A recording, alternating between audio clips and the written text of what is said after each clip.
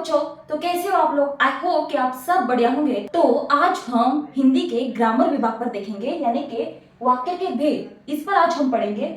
सबसे पहले तो वाक्य, इसका मतलब क्या होता है ये हम जानेंगे।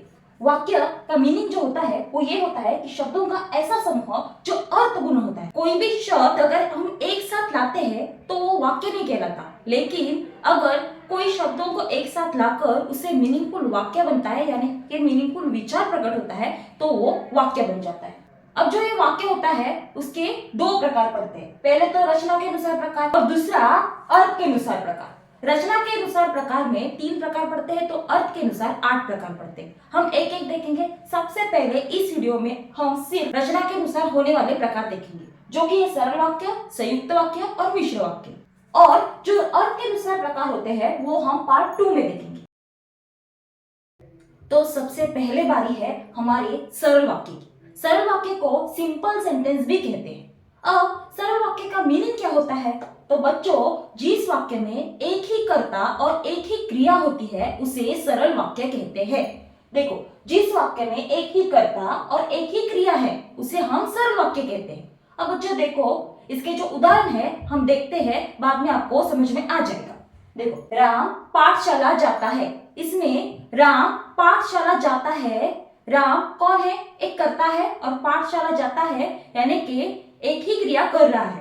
तो हमें यहाँ पर समझ में आता है कि जिस वाक्य में एक कर्ता होता है और एक क्रिया होती है वो वाक्य सरल वाक्य कहलाता है। दूसरा सेंटेंस देखते हैं। गाय घास खाती है। जहां पर गाय एक ही कर्ता है और घास खाने की क्रिया कर रही है, तो एक ही क्रिया कर रही है, तो यहाँ पर भी हमें समझ में आता है कि ये एक सरल वाक्य है। ठीक है। नेक्स्ट जो वाक्य है, अभिषेक थैला लेकर चला गया। अभिषेक थैला लेकर चला गया। इसमें अभिषेक एक ही करता है और क्या क्रिया कर रहा है? तो थैला लेकर जाने की क्रिया कर रहा है, मतलब एक ही क्रिया कर रहा है, तो ये भी वाक्य सरल वाक्य कहलाता है। आई होप आपको सरल वाक्य समझ में आ गया होगा। तो अब हम दूसरा टाइप देखते हैं, जिसमें संयुक्त वाक्य हम कैसे पहचान सकते हैं ये देखेंगे। तो बच्चों, हमारा जो दूसरा प्रकार होता है वो होता है संयुक्त वाक्य। संयुक्त वाक्य का मीनिंग क्या होता है? तो जिस वाक्य में दो वाक्य जोड़ने के लिए समुच्चय बोधक शब्दों का इस्तेमाल किया होता है उसे संयुक्त वाक्य कहते हैं।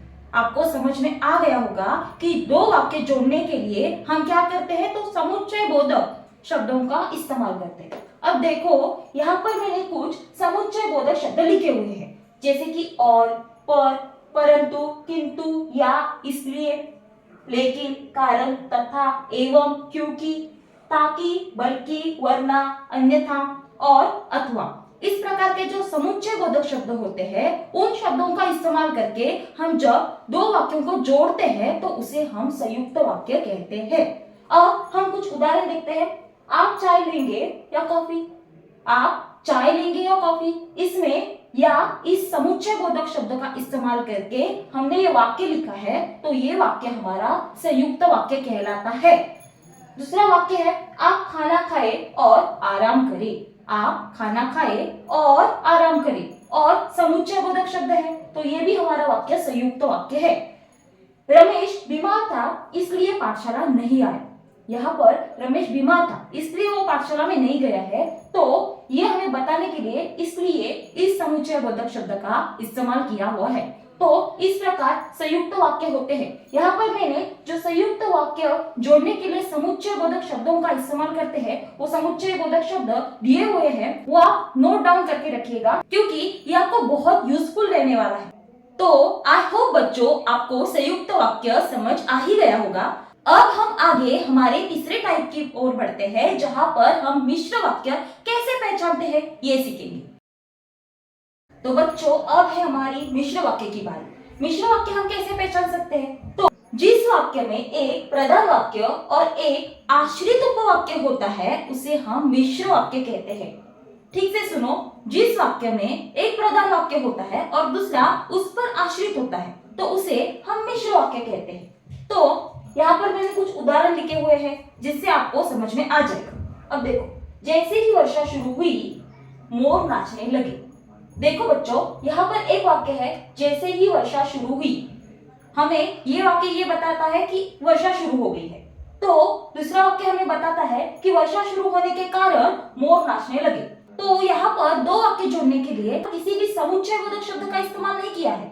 तो देखो यहाँ पर इस प्रकार इस वाक्य की रचना की गई है कि जैसे ही वर्षा शुरू हुई मोर नाचने लगे।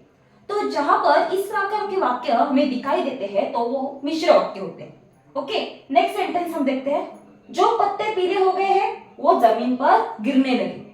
ठीक से सुनो, जो पत्ते पीले हो गए हैं वो जमीन पर गिरने लगे। यहाँ पर भी दो वाक्य है। हमारा पहला वाक्य हमें कहता है कि जो पत्ते पीले हो गए, यानी कि पत्ते पीले हो गए हैं और इसलिए वो जमीन पर गिरने लगे।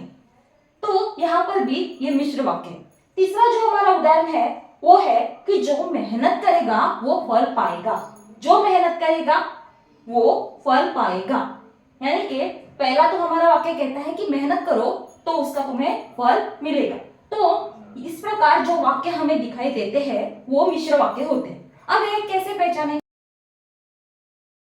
क्योंकि बच्चों संयुक्त वाक्य में भी दो वाक्य आते हैं, मिश्र वाक्य में भी दो वाक्य आते हैं, तो यहाँ पर आप बहुत कंफ्यूज होते हैं। तो क्या करेंगे, यहाँ पर हम कुछ ट्रिक्स का इस्तेमाल करेंगे, जैसे कि वाक्य में अल्पविराम का इस्तेमाल। देखो मिश्र वाक्य में क्या करते हैं कि वाक्य को जोड़ने के लिए अल्पविराम का इस्तेमाल करते हैं। जैसे कि देखो यहाँ पर भी अल्पविराम है, यहाँ पर भी अल्पविराम है और यहाँ पर भी तीसरे वाक्य में भी अल्पविराम का इस्तेमाल किया हुआ है।